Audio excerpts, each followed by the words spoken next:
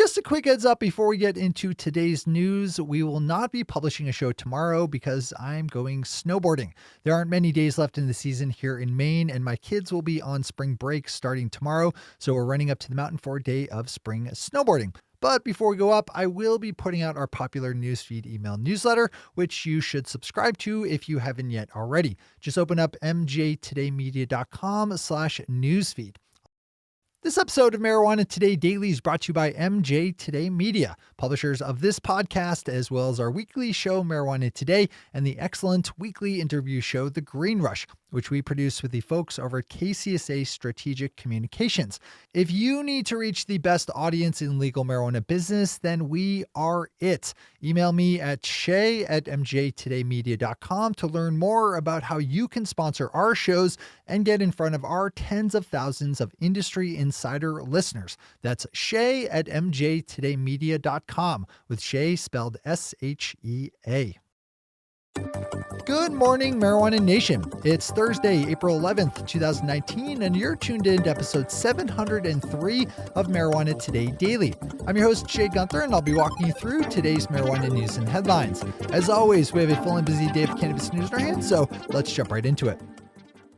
Yesterday in Michigan, state lawmakers passed a bill that would impose a June 1st deadline by which time all unlicensed medical marijuana dispensaries, or provisioning centers as they're officially known in the state, would have to shut down. Michigan has struggled with implementing a new, more regimented medical marijuana program over the last year or two, with some particular challenges in processing business applications in a timely enough manner. Last year, Michigan tried to close down unlicensed centers, but different court challenges and random bureaucratic decisions led to a deadline last summer being kicked all the way down the calendar through last winter and into this spring. The bill, HB 4440, still is yet to touch the Senate, so this story is really just getting started. Pop over to Interlochen Public Radio for more. A proposed bill in California that would have allowed towns and cities to ban marijuana delivery has been scuttled for the year, as yesterday the state representative who proposed the legislation, Assemblyman Ken Cooley, announced that he was tabling it after a 7-7 tie on the bill in the Assembly's Business and Professions Committee. There were concerns expressed during the committee hearing meeting that banning delivery would negatively impact the ability of a lot of Californians to access the legal market. I definitely need to mention that one of our sponsors, Ease, is heavily involved in the California marijuana delivery game. Our final top story today is a good pickup by Kimberly Lawson over Marijuana Moment of a new amendment just introduced to a proposed hemp legalization bill in Indiana state legislature that would make legal the smoking of hemp flower. There's been a long-running joke in marijuana legalization that the only thing you'd get if you tried to smoke hemp flower is a headache, but that kind of thinking has been flipped on its head a bit in the wake of the CBD revolution.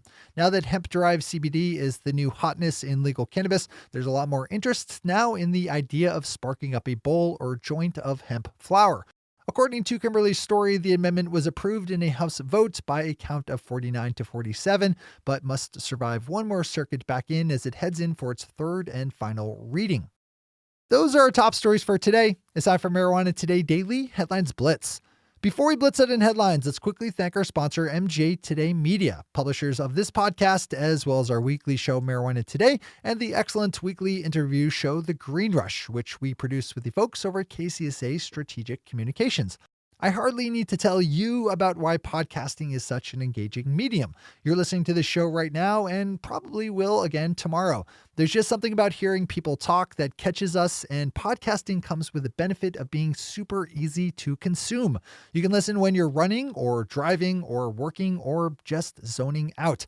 If you have a legal marijuana business and you're not spending a good portion of your marketing budget on podcasts, then you need to take a good hard look at your marketing plan because you're missing out. Sponsoring our shows puts you in the ears of tens of thousands of our industry insider listeners. Get in touch today to grab the last few remaining spots in our advertising calendar by emailing me at shay@mjtodaymedia.com. That's shay@mjtodaymedia.com, with Shay spelled S-H-E-A. All right, time for the blitz. Marijuana Moment's Kyle Yeager has a good piece up about a newly introduced bill in the U.S. House of Representatives that would prevent the government from withdrawing military benefits to veterans living in states with legal marijuana if they should happen to use cannabis. The bill would codify existing VA policy and would extend to cover both medical and adult use situations. Kyle's story has details and the full text of the bill. Swing on over if you're into that sort of thing. The marijuana dispensary chain Trulieve, which operates all of its shops in Florida's medical marijuana program, just released its financial results for the fourth quarter and the year ending December 31st, 2018, and appears, to my unschooled eye, to have had a pretty decent year. The company reported revenues of $102.8 million for the year, with year-over-year revenue growth of 419%. So close. That worked out to an adjusted EBITDA of $45.6 million. I think I'm pronouncing that right. EBITDA. All my finance friends can tell me if I'm messing that up. As with all of these kind of announcements, I'd suggest diving into the numbers and actual report yourself, which you can find over at New Cannabis Ventures. With the story out of my home state here in Maine, we have the Portland Press Herald reporting that Eric Gunderson, the director of the new Office of Marijuana Policy, says that he expects that the state will have legal adult use dispensaries open sometime this year. His agency is working to develop the actual rules and regulations for how adult use sales, cultivation, and processing will work, and Gunderson said that his staff is working 7 days a week to roll things out. Gunderson told a meeting of industry stakeholders in Portland yesterday, quote, "Be patient with us. The Office of Marijuana Policy is only 8 weeks old, but we are moving at breakneck speeds. We are trying to do it right as well," unquote.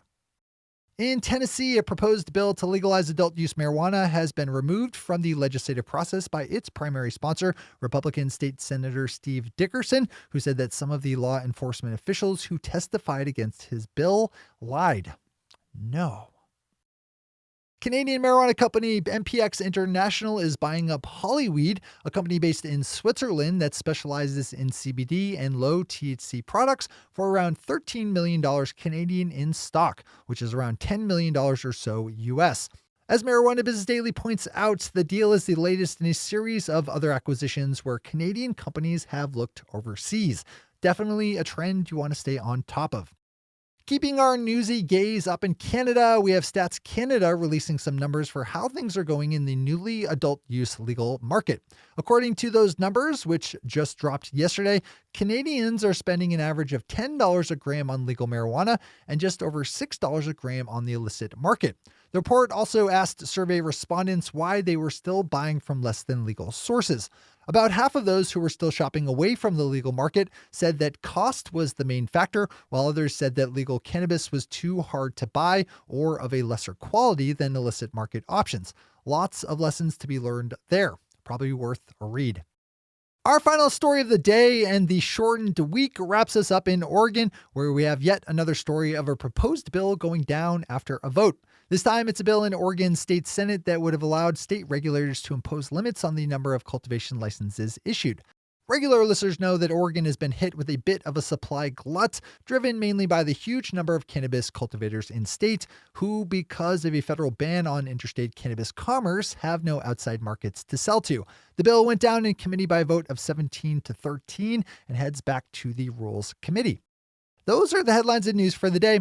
I'll be back with you again Monday morning with another information-packed episode of Marijuana Today Daily. But in the meantime, if you have any stories to share or feedback to give, send us an email to headlines@mjtodaydaily.com. And while you're clicking around the interwebs, swing over to our Twitter account at mjtodaydaily. Visit our website at mjtodaydaily.com to find links to all the news we cover.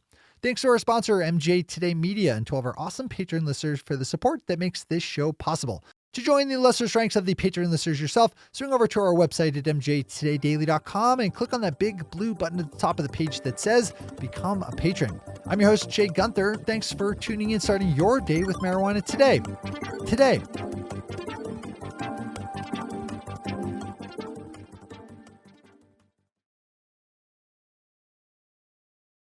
One take, Shay.